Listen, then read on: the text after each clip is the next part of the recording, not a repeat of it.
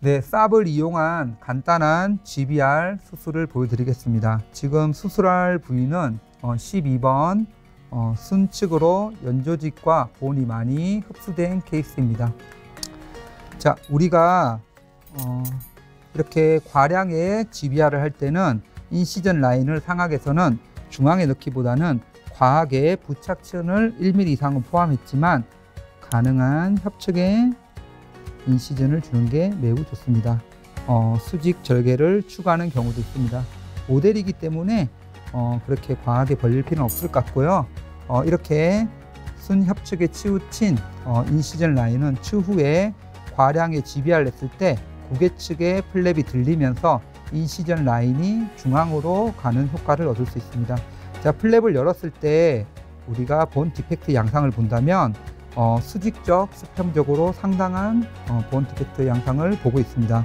특히 우리가 발치한 이후에 협측으로는 순협측으로 4mm 정도의 본이 높고요. 수직적으로는 1mm 이상의 본이 높는다고 하고 있습니다.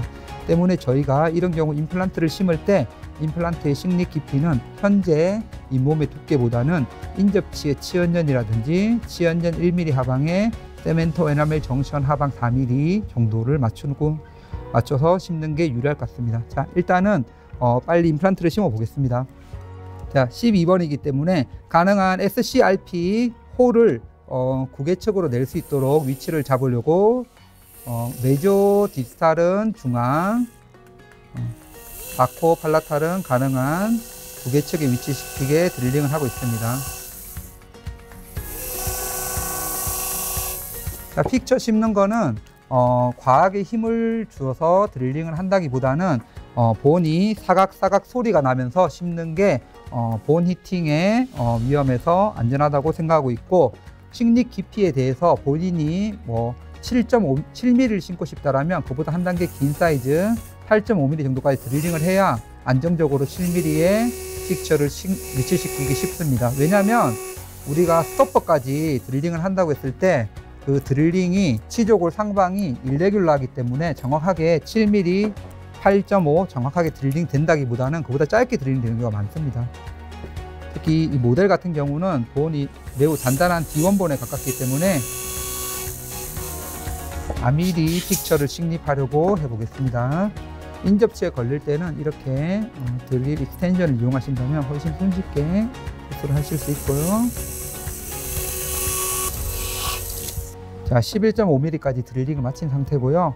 4의 7mm 임플란트를 식립해 보겠습니다. 자, 임플란트를 식립할 때 역시 드릴링 할 때랑 똑같습니다. 인접치의 서비컬 라인 안쪽으로 2mm는 들어가는지, 메디오 디스탈이 치아의 중앙 정도인지, 특히 2번은 3번으로 살짝 5도 정도 기울이는 게 SCRP를 구개측에 내는 데도 효과적이라고 하고 있습니다. 모델이니까 최대한. 자, 지금 뼈가 매우 단단하시기 때문에 어느 정도 고정은 이미 얻었고요. 자, 이제 토크렌치로 이제 정확한 식립 깊이를 맞춰 보겠습니다. 제가 아까 늘 말씀드리듯이 임플란트의 픽처의 탑의 위치가 결론적으로 어디에 위치하느냐가 나중에 임플란트의 수직적 바이로직 미드스에 매우 중요하고요. 여기서 우리가 인접치에 4mm 힐링 쌉 202040입니다. 202040이란 뜻이 하방의 커프가 2mm고요. 상방의 어퍼 파트가 2mm 해서 4mm 힐링입니다. 4mm 힐링이 나오고요. 이거를 식립 위치에 꽂아 봅니다. 저는 이렇게 꽂았을 때 인접치의 CEJ 라인과 이게 비슷하면 됐습니다. 왜? 인접치의 CEJ 라인 하방 4mm에 심고 싶었기 때문입니다. 자, 식립 깊이는 충분한 것 같고요.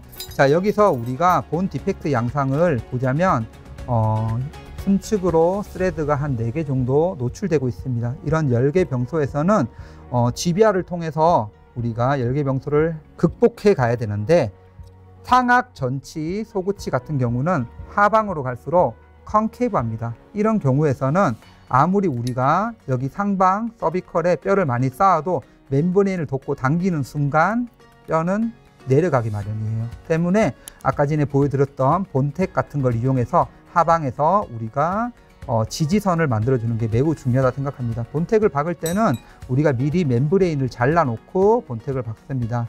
본텍을 박을 때는 약간 얼반생의 소세지 테크닉을 약간 변형할 건데 바이오가이드 관련된 늘어나는 멤브레인을 쓰는 게 좋고요. 늘어나는 멤브레인은 수화를 시켰을 때 늘어납니다. 그리고 우리가 본텍을 박을 때는 저는 수화시키지 않고 본텍을 박고 있습니다.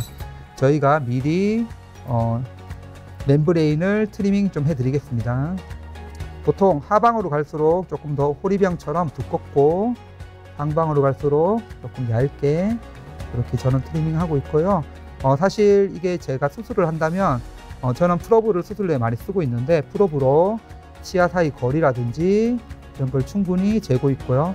멤브레인은 ADM, 메가던 같은 신체 조직인 ADM은 치아에 닿아도 문제가 없지만 그 외 멤브레인은 치아에 닿는 건 치태 감염이 위험하기 때문에 치아에 가능한 최소 1mm 이상은 떨어지는 게 좋은 것 같습니다.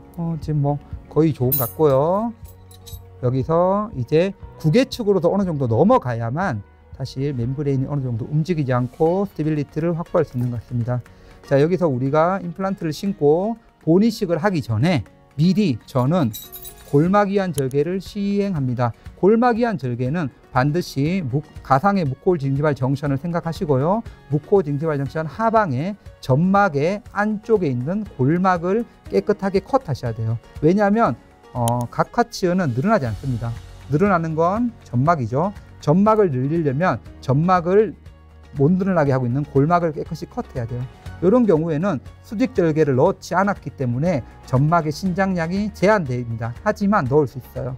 점막을 보고 밖에서 골막이완 절개를 할 부위를 봅니다. 여기서 골막이완 절개하는 위치는 무코 징지발 정션은 하방이 좋은데 너무 깊지 않은 게 좋아요. 예를 들어서 너무 깊게 넣는다면 시야가 안 좋은 경우도 있지만 홀딩스처를 생각한다면 홀딩스처는 구개측에서 따고 골막이완 절개 하방에서 한번 골막을 수평으로 다시 따야 되는데 너무 깊은 골막 절개 하방으로 수처를 또 하는 게 쉽지가 않아요. 그래서 저는 처음에 가능한 상방에서 세 블레이드로 블레이드의 날의 길이가 보통 1mm입니다. 골막의 두께가 0.5mm거든요. 그래서 블레이드가 절반 정도만 잠기게. 세 블레이드로 한 번 이렇게 따는 게 제일 중요해요. 한 번만 따면 그 뒤는 세 칼로 그냥 가는 거예요. 여기서 포인트는 이 골막이완 절개가 연결돼야 된다는 거. 이게 정말 중요하고요. 골막이완 절개가 극강에 늘어나는 게 필요하다면 수평 절개만으로는 부족하고 수직 절개를 넣습니다. 하지만 수평 절개로도 어느 정도의 신장량을 얻을 수 있고 이거 연결이 안 돼 있죠? 그럼 이런 부위를 살짝 반드시 세 칼로 쓰시고요. 천천히 안쪽에서 바깥쪽, 바깥쪽에서 안쪽 이렇게 한 번에 쭉 끊는 게 아닙니다. 이렇게 보시면서 그래서 보면서 해야 되기 때문에 너무 깊은 부위는 별로 안 좋은 것 같고요. 이렇게 해서 어느 정도 우리가 만든 부위를 수치할 수 있는지 확인을 했습니다. 이렇게 한 이후에 골막이완 절개가 끝난 상태에서 멤브레인을 가볍게 대봅니다. 이 정도에서 자 여기에 하방의 본텍은 GBRR 본 하방에 사운드문에 받고 아까 말씀드렸던 쌉의 구멍을 여기 멤브레인의 구멍을 뚫어 가지고 상방에 꽂는 방식으로 얼바나 소세지 테크닉을 약간 변형한 방법으로 진행을 해 보겠습니다. 2mm 멤브레인 펀치입니다. 왜 2mm 멤브레인 펀치를 쓰냐면 쌉의 어퍼 파트가 2.2mm 직경이기 때문입니다. 여기에 딱 맞는 사이즈가 2mm 멤브레인 펀치고요. 2mm 멤브레인 펀치를 어느 정도 여유 있게 뚫어 넣습니다. 이게 나중에 쌉 어퍼 파트에 걸릴 부분이고요. 이게 구개측으로 들어갈 부분입니다. 이건 완전히 끊어지지 않는 게 도리어 이게 남음으로써 더 마찰력을 이용해서 스테빌리티를 얻을 수 있는 것 같습니다. 자, 이제 여기 하방에 본텍을 박을 건데 본텍을 박을 때는 그냥 박는 경우도 있고요. 만약에 D1본 또는 코티컬이 너무 센 하악이라면 반드시 프리드릴링을 하는 게 안전합니다. 프리드릴링은 이런 아말감 핀벌을 이용하고요. 실제로 해보면 너무 짧기 때문에 드릴 익스텐션에 꽂아가지고 프리드릴링을 제가 박을 부위에 미리 해놓겠습니다.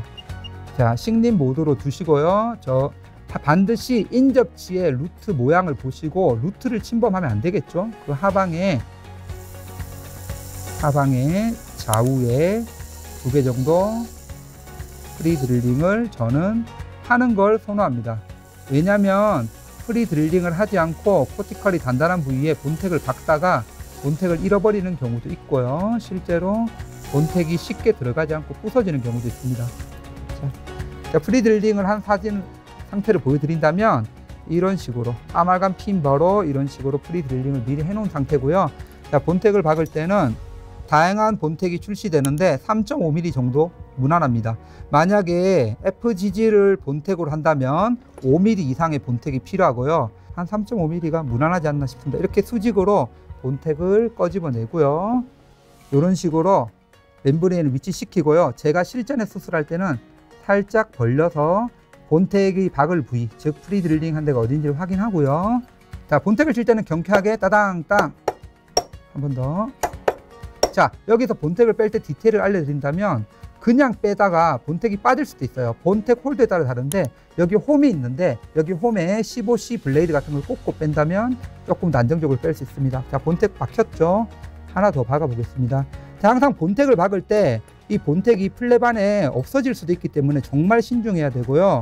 어시선 따야 때는 이 순간에는 좀 많이 긴장하게 해드려야 됩니다. 그리고 반대쪽 본텍을 박을 겁니다. 여기 역시도 반드시 플랩을 열어, 저는 미리 수술용 샤프나 연필로 한번 찍어 봅니다. 사실 어딘지 찍어보고, 대략 이 정도인 것 같아요. 자, 잘 박힌 것 같아요. 자, 제가 좋아하는 겁니다. 자, 우리가 어반쌤처럼 본텍을 6개, 7개 박을 수가 없다면 이렇게 본 디펙트가 컨케이브한 상악 전치부, 소구치부에서는 하방에 본텍을 좌우로 2개 정도 GBR 공간 하방 사운드한 본에 박습니다. 이렇게 박고 상방에 디코티피케이션을 할 겁니다. 디코티피케이션을 하고 뼈의식까지 하겠습니다. 디코티피케이션은 몹시바 같은 교정용 스크류를 이용하는 경우도 있고요. 저는 본 스크류 프리드릴링 바를 이용하는 경우도 있고 선생님들이 할 수 있는 걸 다양하게 하십니다. 사실 제가 진짜 만약에 환자에게 수술을 한다면 디코티피케이션은 전 드릴링 전에 합니다. 왜냐하면 디코티피케이션을 식립 이후에 한다면 픽처에 좀 신경 쓰이죠. 사실 저는 충분한 양을 합니다. 왜냐하면 GBR의 안지오제네시스 혈행 공급은 코티컬 안쪽에 있는 해면골에서 얻을 수 있기 때문에 코티컬은 다 날려주는 게 좋습니다. 그렇게 해서 저희가 이제까지 수술을 좀 보신다면 플랩 골막이한 절개 하셨고요. 본텍 박았고요. 스페이스 메이킹을 위해서 준비했고 안지오제네시스를 위해서 디코티피케이션까지 해놓은 상태입니다. 자, 여기서 요즘 제가 많이 쓰는 뼈는 콜라겐 본입니다. 콜라겐 본은 장점이 있다면 우리가 옛날에 PRP를 믹싱해서 이렇게 뻣뻣하게 만들 수 있었다면 요즘은 이렇게 미리 나와 있는 콜라겐나이즈가 되어 있는 본을 이용할 수 있고요. 이종볼이 콜라겐 본으로 많이 나오는데 이런 콜라겐 본은 너무 많이 소화하실 필요는 없고요. 적당량 소화하셔가지고 요거를 자를 때 제 개인적인 생각이지만 그냥 수평하게 자르는 것보다 우리가 임플란트에 어디에 GBR을 많이 하죠? 경부에 GBR을 많이 하겠죠. 그래서 그거를 우리가 의도하게 자르는 것 같아요. 이런 식으로 이런 느낌인 거죠. 그냥 평행하게 자르지 않았고요. 내가 임플란트에 GBR 할 부위의 경부 쪽을 조금 더 두껍게 잘랐습니다. 그렇게 자른 본을 여기 경부에 맞춰서 넣는 거죠. 자, 이렇게 넣고 다져도 되고 안 다져도 됩니다. 이렇게 한 이후에 약간 수화시키면 좋거든요. 요거를 약간 이제 아까 말씀드렸듯이 늘어나는 멤브레인의 가장 큰 장점이 이렇게 수화가 될 때, 자, 어디까지 늘어나나 우리 한번 같이 볼게요. 바이오가이드 같은 친구들이 많이 늘어나죠. 저는 마이디스라는 제품도 많이 쓰고요. 대용으로 늘어나는 멤브레인 너무너무 많아요. 이렇게 해서 제가 미리 뚫어놓은 구멍에, 이게 핵심 포인트죠. 구멍에 멤브레인이 너무 쉽게 꽂히고요. 이걸 살짝 구개로 넘겨서 이런 식으로 협측에 뼈이식과 멤브레인을 당겨서 이렇게 고정을 얻었어요. 자, 홀딩 수처를 추가하는 경우도 있어요. 홀딩 수처를 추가한다는 건 제가 넣어놓은 이식제와 멤브레인의 고정이 좀 불안하다고 하다면 구개에서 따서 골막 하방에 넣는 것 같고요. 홀딩 수처를 추가하지 않았지만 지금 보시면 하방 본텍 2개와 상방 삽에 구멍을 미리 뚫어놔서 멤브레인 펀치로 2mm를 뚫어서 늘어나는 멤브레인을 꽂는 것만으로도 얼반 선생님의 소세지 테크닉에 비슷한 3점으로 고정을 얻을 수 있는 수술입니다. 이렇게 하시고 수치를 하시면 되고, 여기서 제가 하나 더 보여드릴 수 있다면 모든 수술에 CTG를 하고 있습니다. 자, CTG는 이런 트랩핀버를 이용해도 되고요. 트랩핀버가 아니라 뭘 써도 상관없어요. 블레이드를 써도 되고, 트랩핀버는 이건 직경 8mm입니다. 직경 8mm인데 직경 10mm를 쓰는 게 제일 좋아요. 10mm 이상 나오는지는 모르겠는데 저는 10mm를 쓰는 게 좋고, 쉔크가 짧은 게 구치부에 들어가야 되기 때문에 유리합니다. 자, 그렇게 해서 환자분한테 역회전으로 먼저 결절부를 살짝 돌립니다. 자, 여기서 우리가 50rpm에 무주수하는 가장 큰 이유가 우리가 이렇게 돌아가는 기구에서 언컨트롤드 무브먼트를 최대한 피해야 돼요. 그래서 천천히 물을 뿌리지 않고 보고, 그래서 위치가 역회전으로 인덴테이션이 확보가 됐다면 정회전으로 꾹 누릅니다. 어디까지? 이 눈금을 보면서 내가 딸 목적에 맞춰야 되겠죠. 만약에 발적이라면 그렇게 두꺼울 필요가 없고요. 뭐 수직적, 수평적, 연조직 증대라면 매우 두꺼워야 되겠죠. 자, 보시면 실제로 환자는 이렇게 뚝 떨어지는 경우는 열의 하나고요. 봉까지 가야 뚝 떨어지는 것 같고, 실제로는 저는 어느 정도 파샬로 해가지고 블레이드로 이렇게 옆으로 잘라내는 경우도 있습니다. 하지만 뚝 떨어졌죠? 좋아요. 뚝 떨어지면 그 다음 해야 될 건 뭐죠? 간단하게 물을 뿌립니다. 마르면 안 돼요. 연조직은 마르면 안 되기 때문에 보관은 물을 뿌리고 꺼지에 담그는 것도 중요하고, DAP를 할 거예요. 상방에 있는 에피는 절대 플랩 안에 들어가면 안 됩니다. 이유는 플랩 안에 들어간 상피는 하방 증식으로 치준항을 만들 수 있고, 한번 만들어진 치준항은 지 혼자 없어지지 않습니다. 이렇게 물을 뿌리고, 자, 이때 상방의 상피의 두께는 0.5mm 내외라 보시고 블레이드가 비쳐야 돼요.